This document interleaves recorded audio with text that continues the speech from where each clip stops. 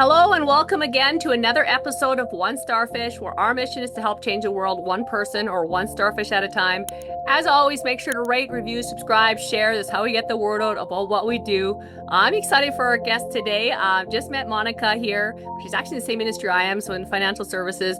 But primarily, she's a VA in that industry, and her life passion is she's starting now is life coaching and using art prompts to kind of help people. She'll go into that more, but I'm excited to go into it more. So welcome to the show, Monika.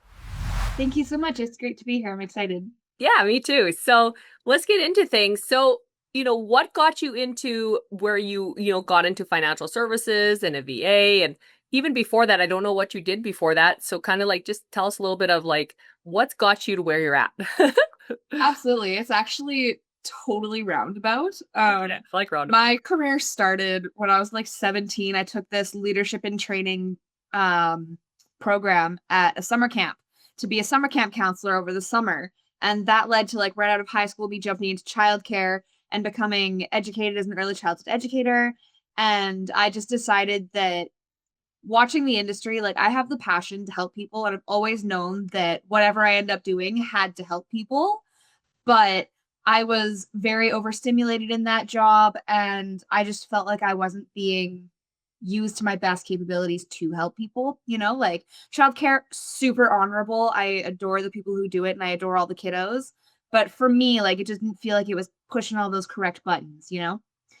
Um, so when I was 20, I everything sort of shifted. I wasn't able to do childcare anymore. I had a spine surgery that I had to be like off for a year. And I decided to go back to school. And in that, I tried science. I tried like high school teacher school. I tried accounting school. And once I met my partner, he brought me to WFG because he was like, my partner supporting me in this is like non-negotiable. And I fell in love with the environment and the vibe, and I got my code like the next week. And once I got licensed, I realized that a lot of the agents hate that back office stuff. Like they hate the paperwork, and where they Yeah. really thrive is talking to the people. And for me, I'm like, I don't mind doing that back end stuff. I like it. It's satisfying for me, making sure it's done properly and like done well. And by helping the agents, I'm helping them help more people.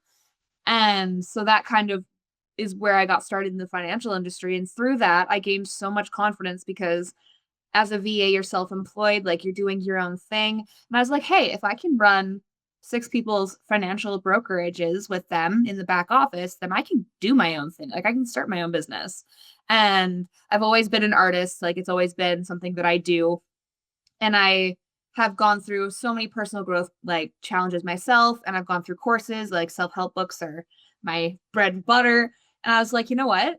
Let's get life coach licensed as well and really just combine all the passions. And that led me to where I am now, where I am taking on coaching clients, and I'm developing a course actually using art therapy techniques and art prompts that I curate with paired reflection questions that are super intentional to help you use your creative brain and your logic brain to get those aha moments in your soul and like just feel so right. And the best thing about using the art prompts for it is that most people and most professionals are so used to using their logic brain, their work brain, their entrepreneur brain that they don't really touch the creative side as much. And when you pair those together, you get moments and realizations that you would have never thought of otherwise because it's like totally out of left field, but combining your whole self. And I think it's really cool. That is really cool. That's awesome. And what are you finding most, the art part is interesting. I never heard of that part with the like life coaching kind of thing. So it kind of like sets you apart, which is pretty neat. Have you always been into art? Oh yeah. So I I walked out of the womb like ready to go carrying a paintbrush, I swear.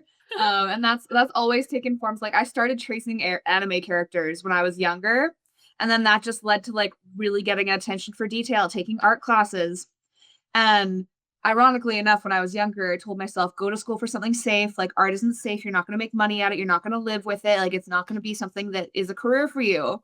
And well, a few years later, I can tell my teenage self that she was wrong. But all those school things that she told me to do were in preparation for where I am now, like that accounting classes, like all those things kind of like led up to giving me the skills that I have now. But my art has just like progressed time and time again. And I think I finally found with my personal art, the techniques that I use are so good and like they challenge my brain in a good way, focused on bringing out those glimmers and joy. Like the things that my personal art does is bring out those joys and represent glimmers in life that make people happy. And I think that when people look at my actual art, they think, oh, I have to be like an actual artist to do your coaching, which is number one, a little bit dumb. I think that as long as you create, you're an artist at all. It doesn't have to be gallery worthy to consider yourself an artist. But the prompts that I use for coaching, you can start with just a pencil and a paper and you can still get the same results. That's really cool. That's awesome. And as you've gone through some of these different changes, have you always had support from like family and friends and going from like say a traditional job to now like entrepreneurship? And if not, how have you handled that? So I think that my family always wants what's best for me, and they absolutely support everything that I do, always. Like they've always had my back. I think that at the beginning they were a little like, well, you don't seem to like be so dialed in yet. You don't really know what you're doing yet, but like we're here for it. Like we're here on the journey with you. And I think that my biggest supporter is honestly probably my aunt. She is a business coach and she gives me coaching and like I meet with her every 2 weeks and we talk about how everything goes. And I think that having that support is super, super important. No, that's so cool. I just saw my aunt yesterday and yeah, she's been a big support. She's the first person to check out what I was doing way back. So yeah, that's cool. Good old aunts. Let's go. And then you also mentioned like you've dealing with whatever health challenges. I mean, a year off work. What started that and how have you handled the health journey while you're doing everything else? It's kind of been all over the place, honestly, with how I dealt with it. I got diagnosed with scoliosis when I was 10, and I honestly can't remember living a single day without just pain because of that. And so what scoliosis is, in case anybody doesn't know, is it's a spinal deformity where your spine curves and you can have one curve where your spine kind of looks like a C, or you can have two where it looks like an S. And that's what I got. And growing up, everybody always told me, and the doctors, they were like, surgery is a high possibility for you. I used to call it the S word. I really didn't want it. So we did everything in our power to not need it. So I was in this thing called a Boston brace for 2 years, which is like when you're growing, it's like a plastic wrap that you're in for 20 hours a day. To Like try a to keep corset.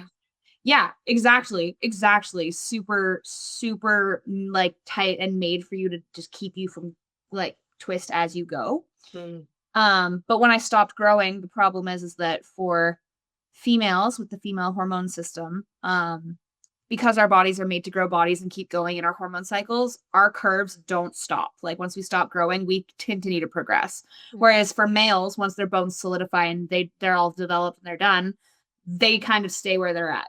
So they interesting. don't get worse. And by the time I was 18, I couldn't work a part-time job at my childcare job without needing morphine for the pain. And that's when I knew like this needed to stop, this needed to change. Like I couldn't, I'm so young, I didn't want to live my life like that. Right, which makes sense. And Exactly. yeah, so then you had to what did you have to do from there then? So you ended up going for surgery. Yes. So I did in 2020, I got 2 rods and 36 screws put in my spine. So from like just collarbone area down all the way to from T2 to L4, if anybody knows what that means. Basically most of my abdomen. And I had to take a year off. I couldn't lift anything more than 10 pounds for the first 6 months. And like the follow through and you have to like increase your levels and stuff like that. And what surprised me was 2 years after my spine surgery, I started training for powerlifting. And I was like in the gym 7 days a week, 2 to 3 hours a day. Like I was going really hard. And then I realized that I had some other joint conditions that were probably, like, I was a little probably too hard. So I had to stop going to the gym for a year. And I really had to like just go to medical appointments and Wow. just get on wait lists and figure out what's going on with that. But thankfully, the referrals are coming in and I'm back to the gym, not 7 days a week, but continuing to work on it. And I think that the entrepreneur life is actually really helpful for that because I can have an appointment in the middle of the day if I need to and work around that. I can work from my couch or my office if I'm having a flare day, and I can like super accommodate for myself, but still be productive and still make progress every day. I love that. So, when you went through some of this stuff, I mean, what gets you out of bed on the days you don't feel like it? And I'm sure there's a lot of days that you don't feel like it. So, a lot of times that's what people have a hard time is just doing the work, period. What helps you do the work? So for me, I think there's a few key factors. Number one, and number one is only because it's personal, is that my partner and I, we have a dream life that we're building. I have a life that I'm building. I have a person that I want to be and things that I want to do. And as much as my body is like 10 steps behind my ambition and my goals and the future I want is what drives me. If I can beat my biggest fear in the world, which is spine surgery, and I can do it, and I can pretty much do anything else. And that's the one thing. And the second thing is just I firmly believe that humans exist in community and that helping each other and working together and building a good world and like a heartful world, a soulful world, a helpful world is one of the most important things. So the fact that both of my businesses require helping people is the second huge motivator for me. I love that. It's not about you. It's got to be about other people. So, if you were chatting with someone, you are a life coach, so this is great. If you were chatting with someone and they're trying to find, I think a lot of people, what I see a lot of is people are trying to find their motivation. We're like, I don't know, they know what they need to do. Their life actually kind of sucks, but they don't do the things they need to do, period. Um, Mhm. and I was one of those people. I mean, it took me 4 years to decide to cut sugar out of my diet, Mhm. for my health. And I was like, I don't know why it took me so long to decide to do that. But what would how would you coach someone in that situation? What would be some tangible things that you could tell someone to do or to work on? And of course, guys, if you need to reach out to Monica, we'll have all of her links in the show notes. But outside of that, what's something you would start with? Well, typically, if these people are a client, I would handle it. I have specific art prompts that I use for that.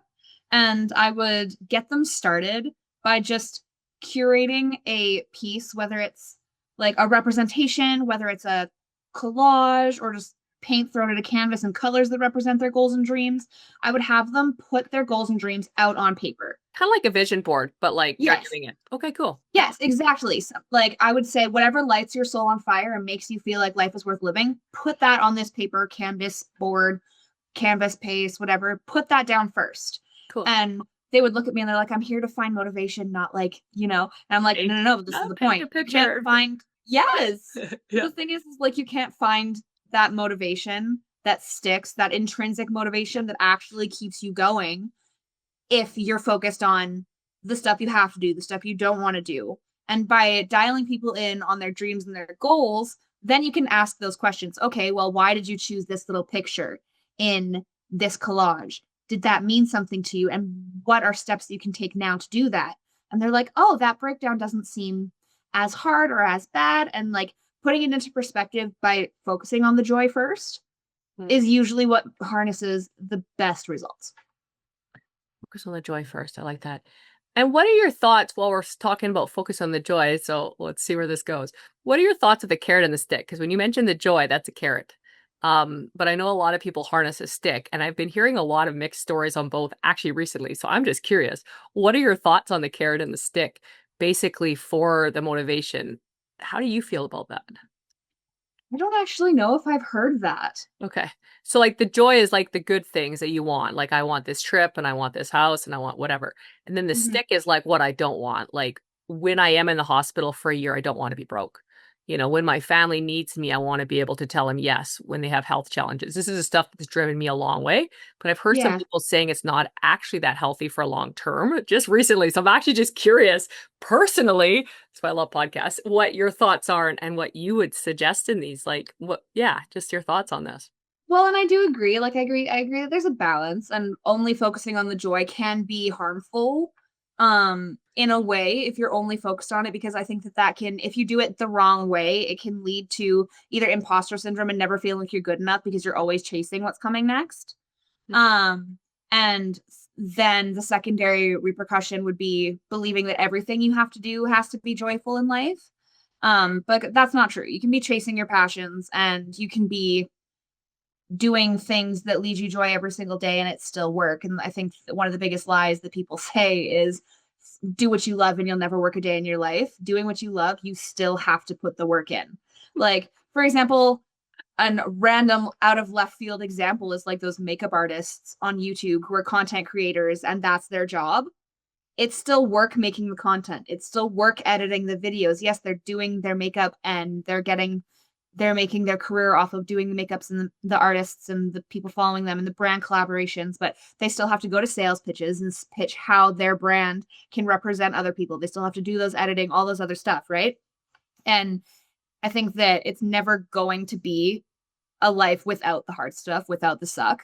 It's how you cope with it and what you do and what you tell yourself in those moments. Like you can allow yourself to be in that hospital bed and cry because damn, this sucks. I don't want to be here. I want to be doing other things. Like I want to just be going. But oftentimes, and I don't know if this is true for you or any other person with health issues, is when my body's telling me that it needs to stop and it hurts, oftentimes there's a reason. I'm a very much glutton for punishment and I do it to myself a lot of times. Like I go too hard, my body's like, whoa, girl, slow down, have a break. Um, and I try to have compassion for myself and I try to teach people that those hard things and they're shaping who you are because how you deal with those things proves to yourself that you can handle the joy and that if you can handle the hard things and with a good mindset and with a healthy mindset and habit, you're going to attract more of that joy and you're going to be more grateful for that joy. You're going to be able to be more present in that joy. You're going to feel it deeper all around. Like you can't have the good without the bad. So you may as well use it constructively. Well, so when they're painting these pictures, now you said you kind of collaborate with the art with specific kind of questions. What's a Mhm. question that someone could ask themselves that would be a good question? Because the quality of our life is a lot of times determined by the quality of the questions we ask ourselves. So Mhm. what is a quality question that someone could ask themselves that you would recommend quite frequently to a lot of people maybe? Well, one of the big ones, and this comes with a completely separate prompt that I do, is I get them to draw one of their biggest challenges or what they perceive as their biggest challenge as a monster. So, like, go whatever you think of that definition, draw it as a monster, whatever that looks like to you. And then I ask, how would you befriend this monster? What would you do to like subdue it, to make it friendly, like kind of how to train your dragon? Would you I was hand gonna it say that like sure, fish? yeah. Yeah. Would you hand it that fish to like make it purr and then make friends with it? Or would you like put it in a cage and lock it up? Like, how would you deal with this challenge? How would you befriend it? Would you deal with it? Would you fight it? Why?